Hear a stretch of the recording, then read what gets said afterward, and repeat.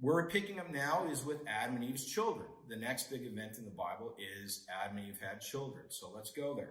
Cain and Abel. Adam and Eve were husband and wife, and they had a son, and they named him Cain.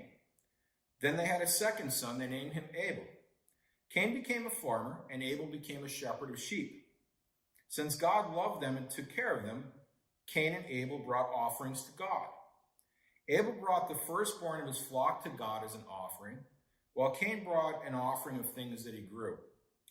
For an unspecified reason, God liked Abel's gift, but he did not like the gift that Cain presented to him. We'll see there's something not right about what Cain presented to God, and Cain knew it, but he presented it anyway, and God was not happy with it.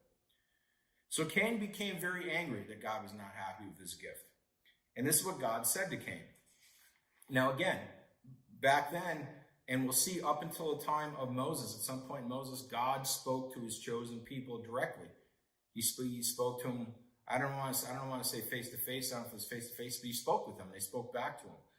At some point in Moses, we'll see what happened. Basically, when we get there, the people said to Moses, please ask God not to talk to us face-to-face because he's so frightening and powerful and awesome, we're afraid we're going to die in his presence.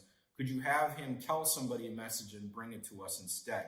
So Moses went up to God and asked him, is that okay? God said, that's fine. And that's when God started using prophets. But back here, he's still talking to people face-to-face, and he talked to Cain. And he said to Cain, why are you angry, and why has your face fallen? If you do well, will you not be accepted? And if you do not do well, sin is crouching at the door. Its desire is for you, but you must rule over it. That's in Genesis chapter 4, verses 6 to 7. So Cain's mad at God because God won't accept his gift. And God said, Cain, what are you mad at for? You know what you brought me wasn't good. You know, if you do good, I'll be happy with you. If you don't do good to me, I'm not going to be happy. What do you expect? But sin is trying to get you. You can't let it in. You got to rule over it. Well, he didn't. Right after this, Cain spoke with his brother Abel. And while they're in the field, for some unknown reason, Cain killed his brother Abel. And this is the first murder in history. This is in Genesis chapter 4, verses 1 to 8. So sin is already wreaking havoc on mankind with the first 4 people that ever lived. Adam and Eve went against God to try to become a God like him, which was forbidden, which was a lie in the first place. They rebelled against him and sinned. And then they had kids, and the one kid killed the other kid. But they're adults now. They weren't even kids. So 3 out of the first 4 people sinned greatly, and the 4th one was murdered. Sin is already wreaking havoc on mankind. So after Cain murdered Abel, God came to Cain and said, what did you do? You killed your brother. Because of this, you're going to be cursed and you're going to wander the earth. Now, Cain pleaded with God for mercy. He said, oh, God, I can't handle that. You know, when more people fill the earth, they'll come after me for vengeance because I'm a murderer, or they'll hunt me down like an animal because I'm a murderer. It's more than I can bear. Well, God showed him mercy, and he made it so that he took care of Cain and made it so that nobody would come after him, and he took care of him.